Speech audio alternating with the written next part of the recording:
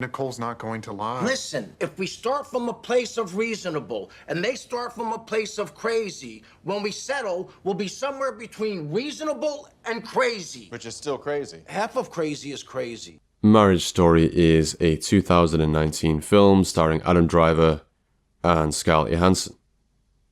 The film can be considered a spiritual successor or modern-day reimagining of a 1979 film called Kramer vs. Kramer, starring Dustin Hoffman and Meryl Streep. In both films, we see an American couple going through an extremely destructive divorce with a young son caught in the crossfire. To start, Marriage Story appears to be a rather charming romance tale, but it quickly devolves into a Kafka-esque nightmare as lawyers and the legal system become involved in the separation process. Now we're here to analyse the film, to dissect its various scenes in an attempt to identify the mistakes the characters make and the red flags they overlook. With any luck, we can garner some wisdom and avoid repeating the kinds of mistakes and negative outcomes we see play out on screen. Whether you've seen the film or not, it doesn't really matter for the purposes of this video. Even if you have, it's likely there are things you overlooked or did not consider on first viewing. This is a film that pays to view multiple times. Regardless, just so we're all on the same page, we're going to first set the scene by identifying the key players in the story and the status of the relationships at the beginning. We can then refer back to this after discussing some of the key developments in the film. So to do this, we're going to sketch out a rough genogram. If you don't know what a genogram is, it's basically just an elaborate family tree. So this is our basic nuclear family. We have Charlie, played by Adam Driver, and Nicole, Scarlet Johansson. They're married and have a young son, Henry. He's 8. The three of them live together in New York. Charlie works as a theatre director, and Nicole, an actress. So at the start of the film, we hear these descriptions from the parents about each other. And based on these descriptions, both parents appear to be very loving, engaged parents towards Henry. They also clearly care about each other, despite their differences that have led them to separate. Now, during the film's introduction, Charlie mentions that Nicole had starred in a movie and could have remained in LA and become a movie star, but chose to give that up in order to work with him at his theatre company. This in part may help to explain why Nicole decides to ultimately end the marriage. More on this later. Now, from Nicole, we also get this interesting comment about her and Charlie. She says that Charlie is, quote, very clear about what he wants, unlike me who can't always tell. Based on how the movie plays out, this latter comment would certainly appear accurate. Nicole shows herself to be impulsive and quite emotional. However, things happen in the story that go against the assertion that Charlie is very sure of himself. For example, in an argument with Nicole, Charlie admits that he never actually wanted to get married. Okay, so that's the basic family structure. We can add some more context, though, by including some other family members, starting with Charlie's parents. We never actually see them in the film, which is fitting because Charlie is quite distant from them. Nicole mentions having only met them once, and also that there was a lot of alcohol and some violence in their household. Now, the direction of this violence is unclear. We don't know if it was from the father to the mother to the father, or towards Charlie. That remains an open question throughout the film. Moving on to Nicole's family, some of which we do get to see in the film. So Nicole's father has passed away. He is only mentioned briefly. But we do learn that he actually had at least one extramarital affair with a man, despite being married to Sandra, Nicole's mother, at the time. Nicole also has a sister, Cassie. She is married with 2 children. And it's also mentioned that she has an ex, although it's not clear whether that refers to an ex-husband or ex-boyfriend. What we do know, though, is that Sandra remains in contact with this ex. She is also very close to Charlie. Charlie sort of views Nicole's extended family as his own. So that's the basic family and extended family. We can add a few more minor characters to this picture, starting with Nicole's therapist, who we never actually see in the film, but is worth noting just to say that she's not only Nicole's therapist, but also Nicole's mother's therapist. Nicole at one point in the film refers to her as, quote, my mom's therapist. So they share her, interestingly. Now, this film is about a divorce, so there are lawyers involved, for better or worse. We can talk about them briefly. So Nicole's lawyer is referred to her by a woman she meets on a movie set in LA. This woman is divorced with kids. And so she refers Nicole to a female lawyer called Nora, who also appears to be divorced. She mentions having a boyfriend now, but also she mentions having one child with her ex. It's unclear whether that's a boy or a girl, let's just assume it's a boy. And this is not really pertinent to the overarching narrative, but Nora mentions having kids, plural, despite only having one kid with her ex. So it's unclear whether her other child or children belong to her boyfriend or are related to someone else in her past. Last but not least, let's mention one of the lawyers Charlie visits, Bert. He has been married several times, 4 to be exact, and divorced 3 times. Okay, so that's about all we need to get started. They are the main relationships to keep track of. So now that we've laid this foundation, we can refer back to this and make adjustments based on how the story develops. One thing to note up front, we can already see there are several people orbiting this family that have experienced failed relationships or have gone through divorces themselves. If you don't like that mediator, we'll find another one. Yeah. We might not need a mediator. We'll just split everything anyway. I don't care. Me neither. You can have most of it. We'll get apartments near each other, make it easier for Henry. We'll figure it out. We want the same thing. Right.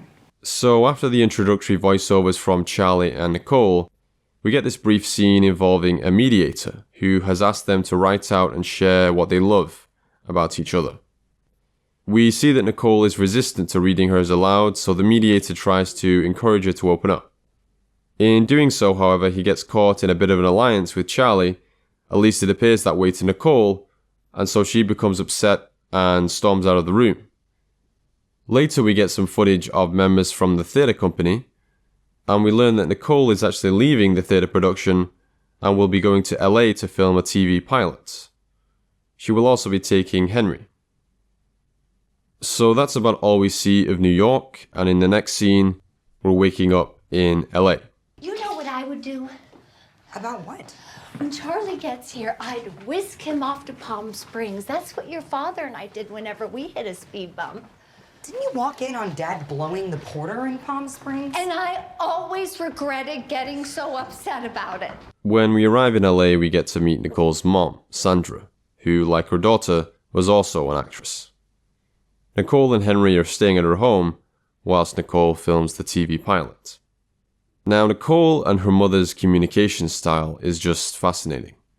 The mom will often throw out these non sequiturs when speaking with Nicole. Charlie and I are getting a divorce, Mom. There's nothing for us in Palm Springs. You need to wash your face before you go to sleep. They appear to have quite an enmeshed relationship that we can touch on more later.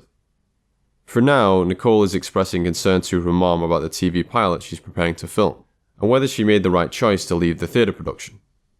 The career insecurities Nicole has are a theme that persists throughout the movie. She has a fixation with status and recognition in relation to Charlie, a well-respected theatre director who we later learn is awarded a MacArthur grant. Nicole needs to feel that her work is appreciated and taken seriously by others, which is reinforced by her mother saying, quote, "Everyone is only impressed when they see someone on TV."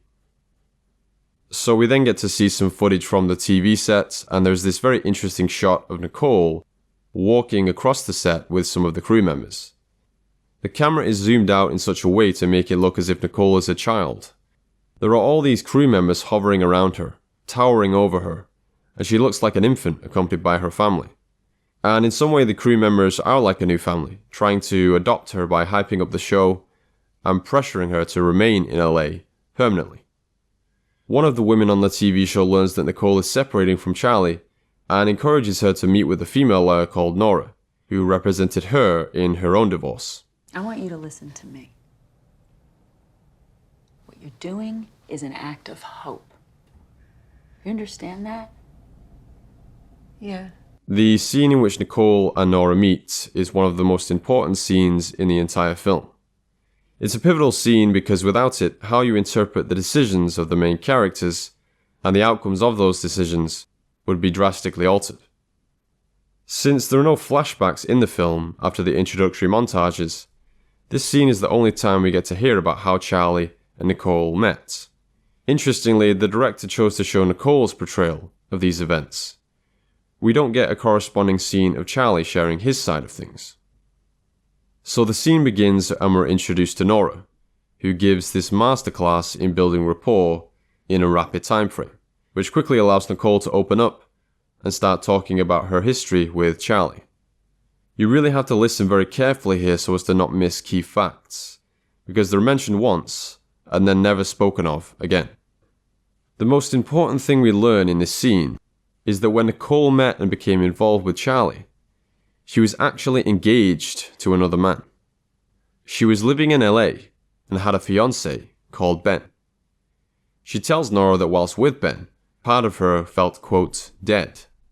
She goes on to say that she was, quote, happy with Ben and aware of the deadness. Now try and decode that paradoxical statement. You can be happy in a relationship while also feeling dead inside. Nicole continues by telling us that she went to New York to meet a director and was invited to see a play. Charlie was one of the actors in the play and also happened to be the director. After the play, Nicole and Charlie meet, and then... So we spent the whole night and the next day together, and I just never left. So in other words, they had sex together on the first night they met, whilst Nicole was engaged to a man on the other side of the country. So Nicole abandons her entire life in LA and is absorbed into Charlie's life in New York. And we never hear about Ben again. Ben is just gone. There's no mention of Nicole having broken up with him. He's just gone. On top of this, Nicole goes on to complain to Nora about her relationship with Charlie by saying there was nothing of mine, I could never express any preferences, and it was all about him. That's not really surprising given the precedent that was set from the outset, which was that Nicole just dropped everything in order to be with Charlie. An important question left unanswered by Nicole is whether Charlie was actually aware of Nicole's engagement when they met. We can discuss this more later. Based on what we already know though, it's very clear that this relationship in many ways was doomed from the beginning. Nicole even admits that, quote, all the problems were there in the beginning too, but I just went along with him in his life because it felt so damn good to feel myself alive. Instead of choosing to end the relationship and reflect on why it didn't work, Nicole attempts to fix the relationship by getting pregnant. This doesn't solve the couple's underlying issues, however, and things continue to deteriorate. At the end of the scene, Nicole reveals to Nora that she suspects Charlie is having an affair with the stage manager at his theatre company, Marianne. This turns out to be true, and we learn a bit more about the context surrounding this affair later.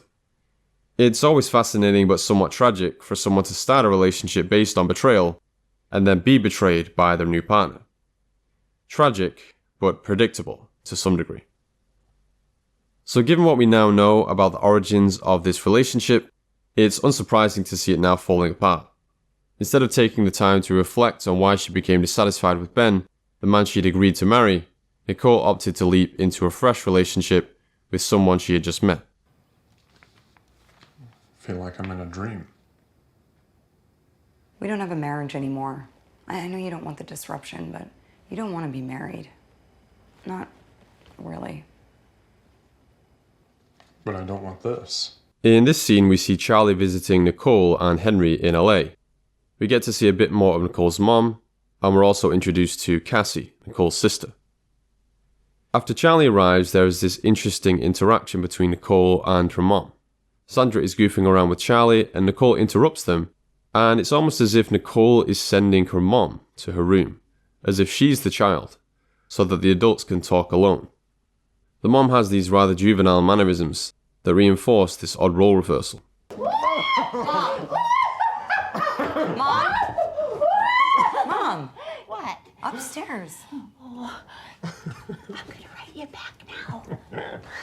Earlier, we also see the mom make this passive-aggressive comment about Nicole being, quote, very good at getting people to do things for her, and that she wiped Nicole's backside until she was 9 years old. As suggested earlier, Nicole and Sandra appear to have a rather enmeshed relationship, to say the least, something that may have transferred over to Nicole and Henry, who we see co-sleeping together. Throughout the film, Henry also exhibits this habit of holding things in this Freudian way, by waiting until the last minute to go to the bathroom. Nicole rewards him when he finally does go, something that Charlie disagrees with.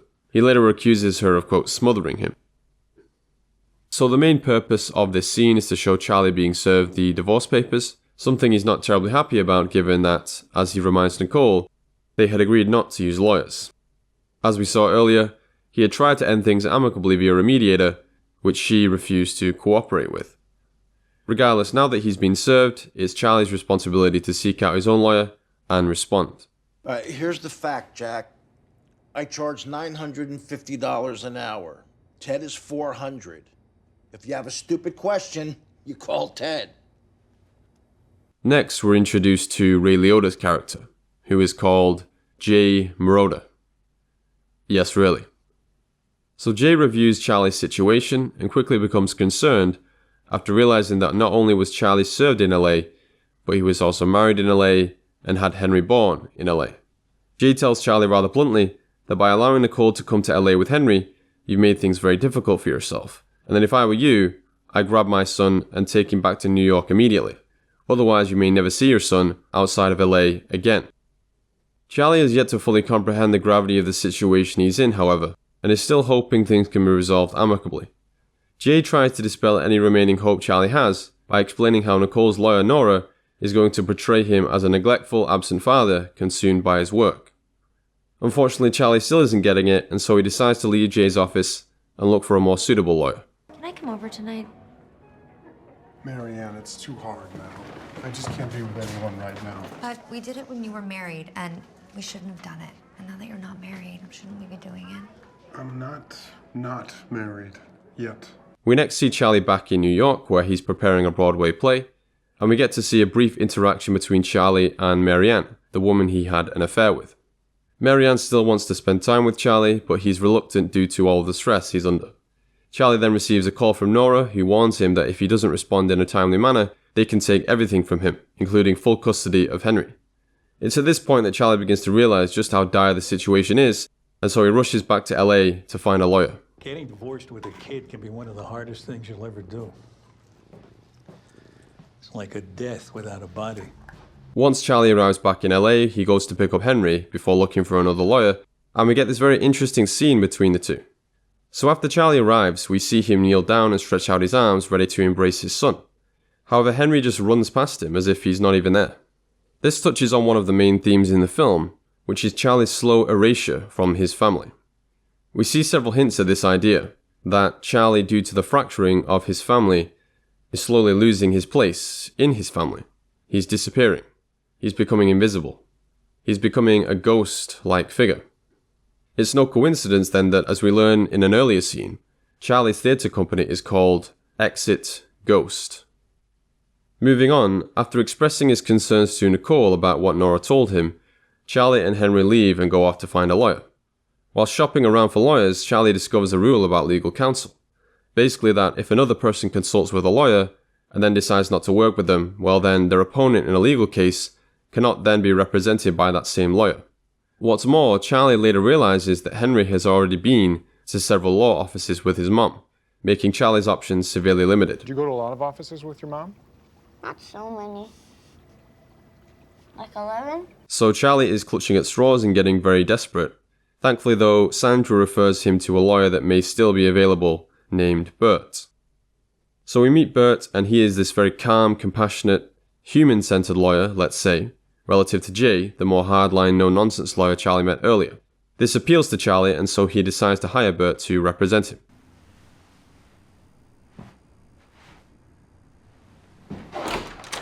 Okay, ready for Halloween?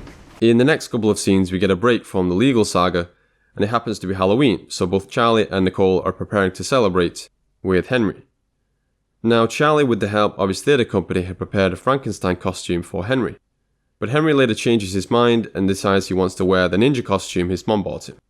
Charlie had also anticipated that they would be celebrating Halloween as a family, but then learns that Nicole's sister is angry with him and so would rather he did not join Nicole's side of the family for Halloween. This leaves Charlie having to take Henry trick-or-treating after having already been trick-or-treating with Nicole and her extended family.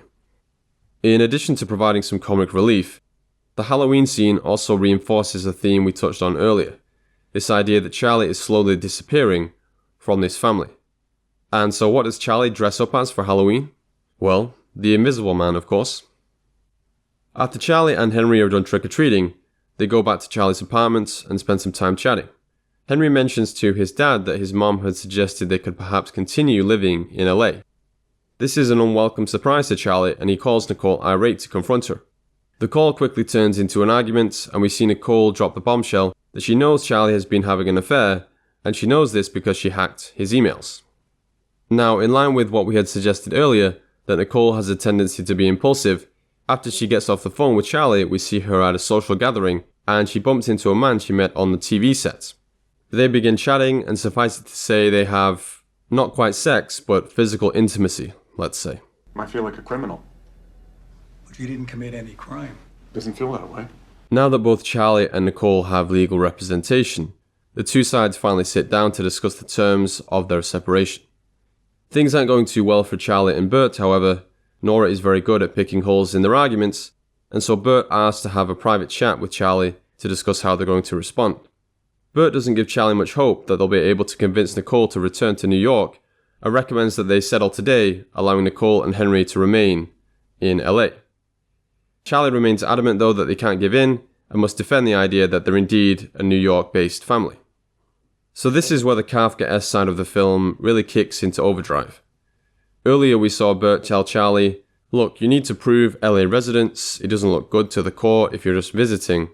And Bert frames this as, look, we don't want to go to court, but we're preparing for the worst, so just think of it this way. But the problem is, now that Charlie's set this precedent, where he's living in LA, it looks more to the court as if they are an LA family. Court or no court? Stop saying court and then never court. Well, the way this is going, we may have to go to court. So Charlie is in this impossible situation where he's been told to prepare to go to court, hoping he doesn't, but the things he does, or is advised to do, may actually be making it more likely that he ends up going to court.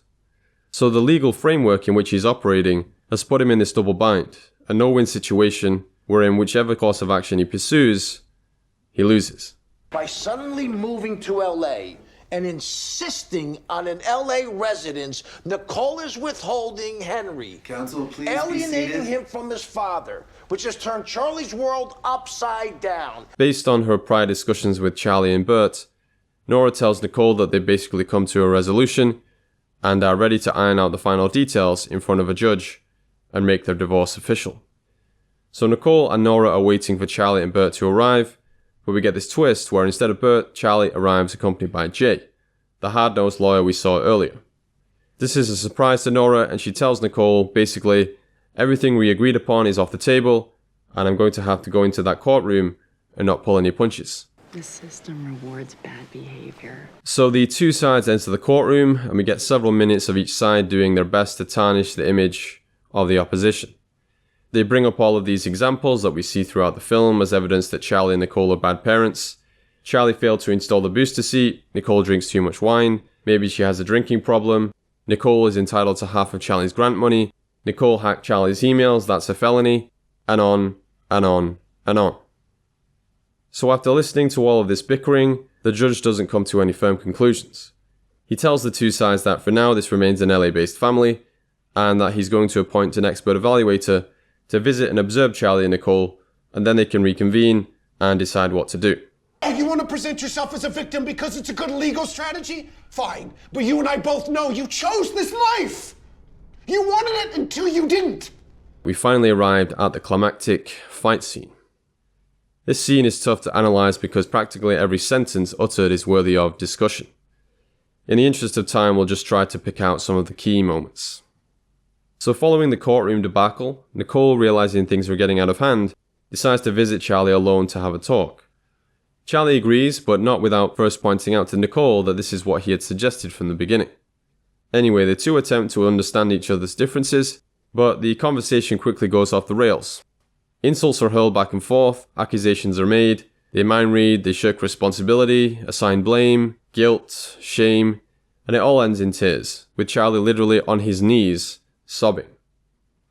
So between all of the insults and raised voices, what do we actually learn from this scene? Firstly, we get some more context about Charlie's affair, something Nicole brings up. According to Charlie, prior to the affair, Nicole had stopped having sex with him and he had been sleeping on the couch. We actually see Charlie placing some bedding on the couch when they arrive home after the play at the start of the film.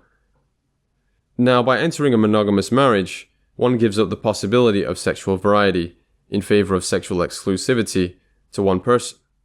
So if that person decides to no longer want to have sex with you, you have no alternative outlet for your sexual desires. This can be an intense form of provocation, if not openly acknowledged and discussed.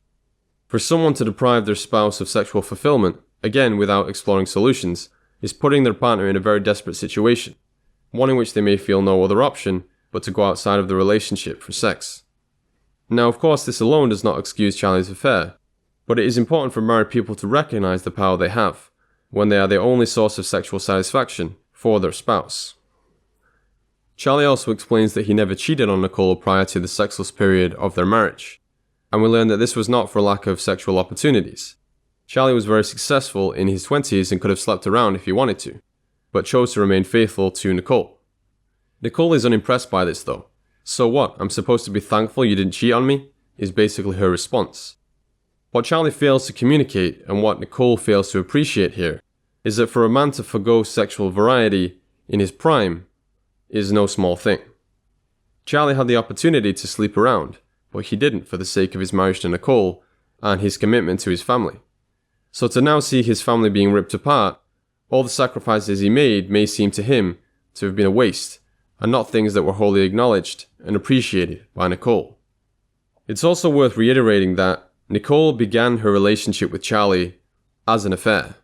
She was engaged to someone on the other side of the country. And we still don't know if Charlie ever knew about Nicole's ex-fiancé, Ben. Regardless, for her to be so judgmental about his affair when there's no reference to the fact that she was unfaithful to her previous partner is quite telling. Let's now move on to another section of their argument. So Nicole accuses Charlie of being selfish and failing to consider the needs of their son. And this is quite interesting because in the scene where Nicole meets Nora, there's this glimmer of concern for Henry. This quickly vanishes, however, as Nicole is quickly seduced by Nora, who frames the whole separation in terms of what would ultimately benefit Nicole. So for Nicole to now play the think of the children card seems a bit hypocritical, because the original impetus for her trip to LA was to enhance her career. Now that her TV show has received some success, and she's settled in, she's claiming that this is what Henry wants, despite the fact that his connection to his father is being threatened. Charlie also taps into something we touched on earlier, this idea that Nicole doesn't really have a firm identity of her own. She was engaged to Ben and then suddenly abandoned her life in LA with him and replaced it with a new life in New York with Charlie. Now, arguably, the process is repeating itself, where the pendulum is swinging back the other way. As before, Nicole finds herself dissatisfied and in need of a change, so she's going to hit the reset button and start something new. Now, Nicole asserts that Charlie put her through hell during their marriage, but just as with Ben, we never get any clear insight as to what went wrong in that relationship. Nicole never claims that Ben was abusive or unfaithful to her. Likewise, we never really get any concrete examples to show that Charlie was a bad husband. All we really hear are vague notions that he was controlling and enamored with his theatre company. Obviously, there's the affair, but as we noted earlier, assuming Charlie is telling the truth, there was never any infidelity prior to the sexless phase of their marriage. A big part of the problem for Nicole just appears to have been a result of her need to feel recognized as an artist, rather than being part of a team. Nicole seems to harbour an underlying discomfort with Charlie being the leader, the director, the head of the household, and that as Charlie remarks, albeit rather caustically, she has this instinct to rebel for the sake of rebelling, even if it means putting her family in jeopardy. So despite initially attempting to have a good faith conversation about their differences, the scene ends with both Charlie and Nicole having resolved nothing and feeling infinitely worse about themselves and each other. People don't accept mothers who drink too much wine and yell at their child and call him an asshole. I get it. I do it too. We can accept an imperfect dad. Let's face it, the idea of a good father was only invented like 30 years ago. In preparation for her meeting with the expert evaluator, we see Nicole doing a mock interview with her legal team. She's asked various questions about her alcohol consumption and whether she's ever done drugs, and we learn that she has in fact done pot a few times and cocaine once since becoming a parent. She's then asked about some of her strengths and weaknesses. When she begins talking about her weaknesses, she's interrupted by Nora, who chastises her for describing her weaknesses in the way that she does.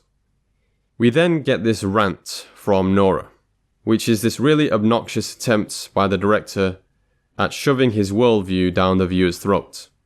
It's about as subtle as a brick through a glass window. So Nora argues that society dictates that women cannot appear imperfect in any way. They cannot be seen to have weaknesses, they must appear perfect.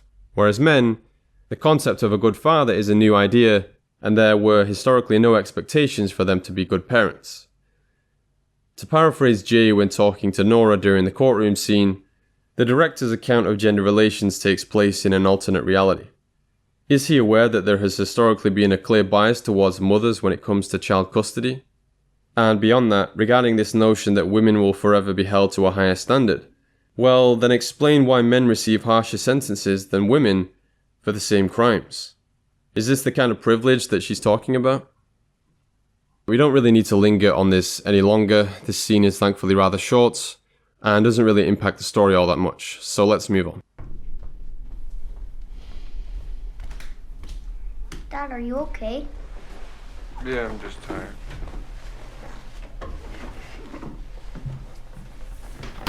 This is the scene in which we get to see the evaluator observing Charlie at home with Henry. There's not too much to say about this scene. Charlie does his best to demonstrate home life with Henry. We see them cooking, having dinner, and reading together.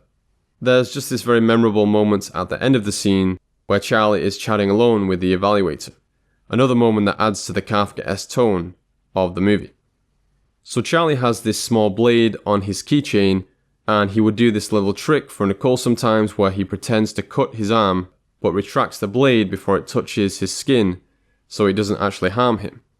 So he attempts to do this in front of the evaluator but fails to retract the blade, so he actually cuts himself and begins to bleed. When he realizes what he's done, he tries to brush it off as nothing and continues talking to the evaluator as his shirt becomes soaked in blood. So this latest disaster just further emphasizes how far we've come from let's just be amicable and not involve lawyers. It's fine, you know, we want the same things, to now I'm attempting to hide my blood-soaked arm from a woman responsible for helping decide whether I'm fit to take care of my own son. Pretty crazy. Perhaps this scene could also be interpreted to mean that despite prior hints that Charlie is disappearing, becoming a ghost, he's still very much alive and doing everything he can to remain present in his son's life. I thought we made it equal. I tweaked it at the last minute. I just didn't want him to be able to say he got 50-50, bragging to his friends. But I don't want to do that. Take it. You won. Uh-huh. So after some brief musical interludes, we see Nicole and Charlie sign the divorce papers, and Charlie returning to LA to visit Henry. It's also Halloween again, so we know that it's been about a year since the events at the start of the film. When Charlie arrives at Nicole's house, we see that she has a new partner, a man called Carter, who we actually were introduced to earlier in the film. He is the futurist appointed as a consultant on the TV show Nicole was acting in.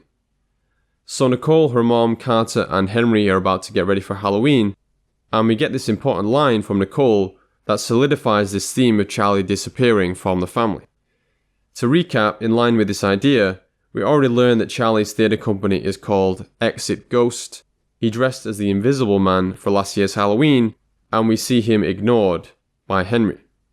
So back to the scene, Charlie tells the family that he hasn't prepared anything for this year's Halloween. And then we hear Nicole respond by saying, quote, "A ghost. I'll get you a sheet." Following this, in the final scene of the movie, we see Nicole, Carter, Sandra, and Henry walking together in matching outfits, with a faceless Charlie hovering in the background, covered by a white sheet. It's as if he's been made to participate in a humiliation ritual, a final insult to mark his exit from the family he was once an integral part of. Before updating the genogram we created at the beginning, it's worth briefly touching on the letter reading scene that undoubtedly pulls on the heartstrings. In this scene, Henry finds the letter Nicole wrote about Charlie and had refused to share with the mediator. Charlie overhears Henry reading the letter, and the two read the remainder of the letter together. It's a touching scene, but one that doesn't really affect the outcome of the narrative. Perhaps it helps ease the tension between Charlie and Nicole, now that he knows how she truly feels. But putting aside the sentimentality, what's most concerning about the extra part of the letter we don't hear at the beginning of the film is the part where Nicole says she fell in love with Charlie 2 seconds after she saw him. For Charlie, this perhaps sounds romantic, but the question of whether Charlie knew Nicole was engaged when they met remains unanswered. Falling in love with a man 2 seconds after seeing him is one thing, but falling in love 2 seconds after meeting a man, whilst also engaged to another man, doesn't quite have the same ring to it, does it? Some may come away from this film thinking it has a happy ending, but it's actually quite tragic. On the surface, Charlie and Nicole appear to have put aside their differences and are moving forward as co-parents on an equal footing. But when we dig a little deeper, we see that things were far worse for Charlie. Conversely, Nicole appears to have gotten everything she wanted. She gets to live in LA and have Henry there, she gets to be around her mom and her sister, she has a new partner, and to add even more insult to Charlie's injury, Nicole even gets an Emmy nomination, not for acting, but for directing. This just further reinforces this idea that Nicole needed to outdo Charlie professionally. Nicole couldn't be content with being a loyal wife and mother to Charlie's son. No, as she tells Nora, her goal is to avoid being forgotten like the wives of other successful men. She chooses to fracture her family in order to preserve her time in the spotlight. Going back to Charlie, we see that he has spent tens of thousands of dollars, had at least one play cancelled, taken on additional work to pay his legal fees, and has now further capitulated by taking a position at UCLA in order to be nearer to Henry. Now, obviously, kudos to Charlie for making these sacrifices for the good of his son. He is perhaps only a partial ghost in LA, whereas he would be completely invisible to Henry in New York. Now that all of the dust has settled, we can go back to our genogram and make some adjustments. Starting with the most obvious change, Charlie and Nicole are now divorced, and Nicole is in a relationship with Carter. Now, it's unclear who is living with whom. When Charlie goes to see Henry at the end of the film, he finds Nicole, Sandra, Carter, and Henry all at Sandra's house. This might just be because it's Halloween. We know that Nicole got her own house in LA, so we can speculate that Nicole's living together with Henry and her new partner, Carter. Anyway, this is how things look at the end of the film, and if we just go back, this is how things looked at the start, and this is how the family has transformed.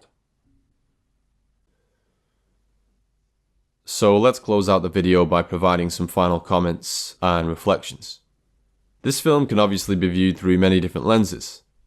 One obvious summation of the film, especially if viewed from a male perspective, is that it is a kind of cautionary tale, an advertisement or anti-advertisement for marriage itself, and the dangers of becoming involved legally with another person and then breaking up, whether that be of your own volition or your partner's volition, especially if you live in a jurisdiction like the US, where the process of divorce can be very time-consuming, costly, and stressful. We also know that for men following a divorce, the risk of suicide is greatly heightened. So for people that, for whatever reason, weren't formally aware of how damaging a divorce can be, well, this film is a good wake-up call for them, certainly, and will hopefully encourage people to really vet their prospective partners and make sure this is what they really want before making this kind of lifelong commitment.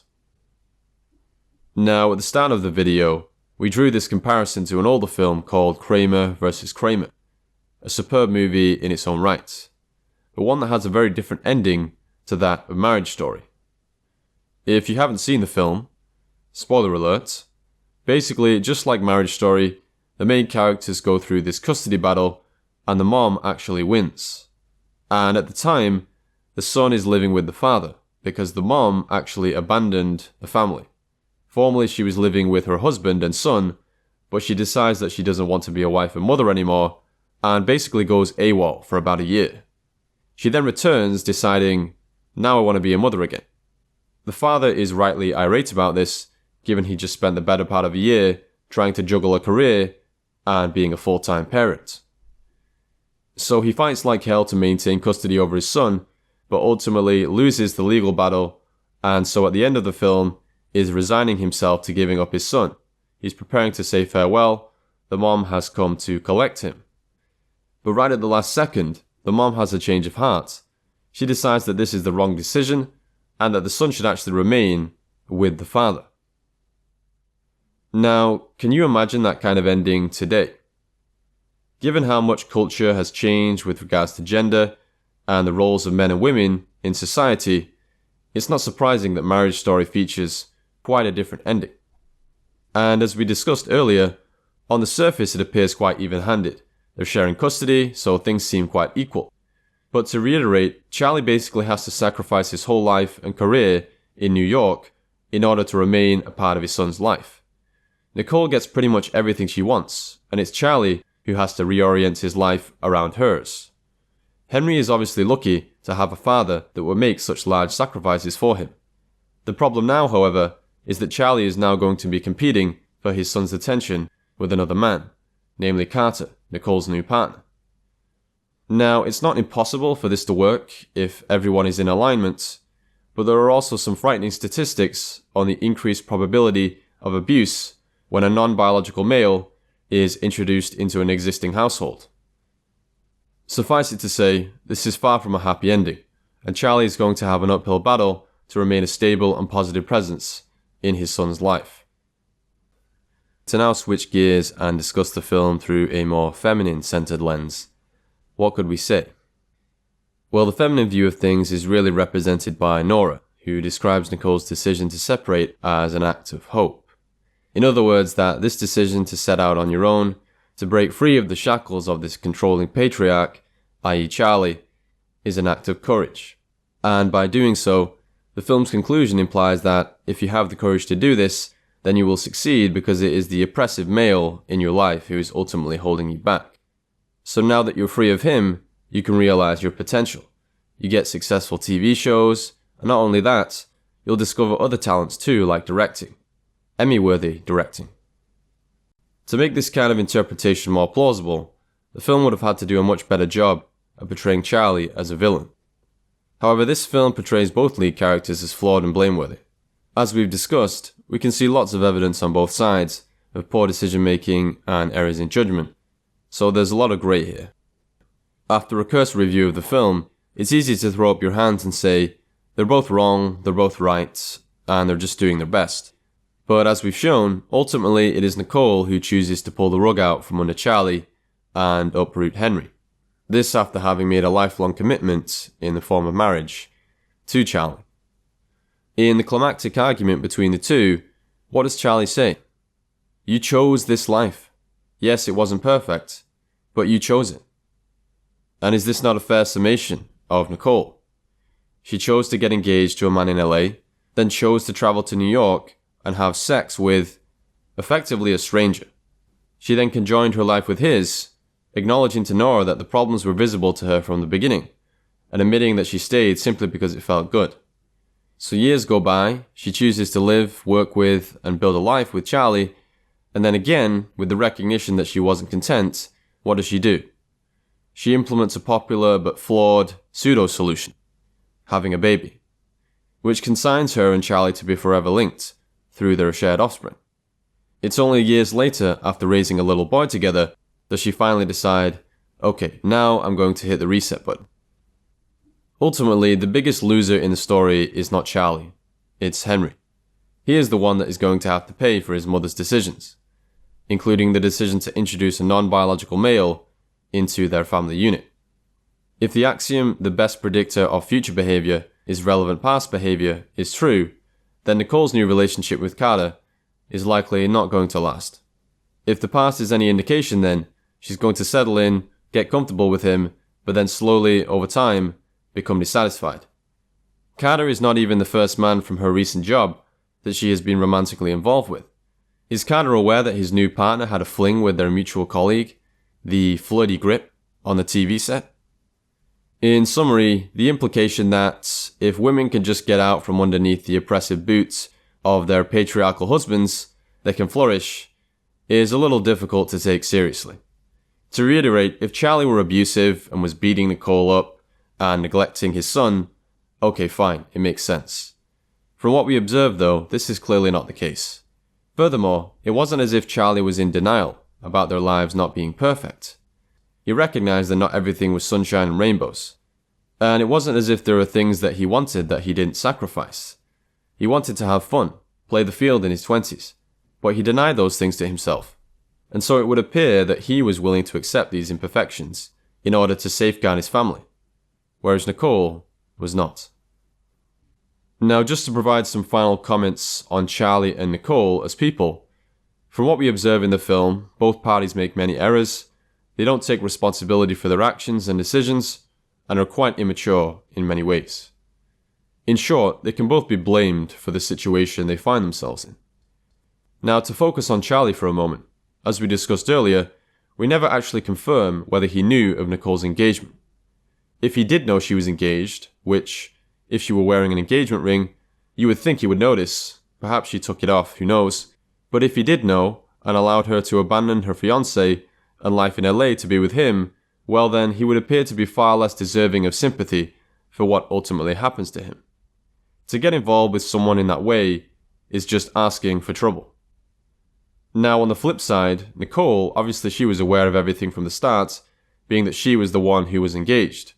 And so starting a new relationship immediately after, or rather overlapping with, a previous relationship, someone you're engaged to, so who knows how long they've been together, is obviously not ideal.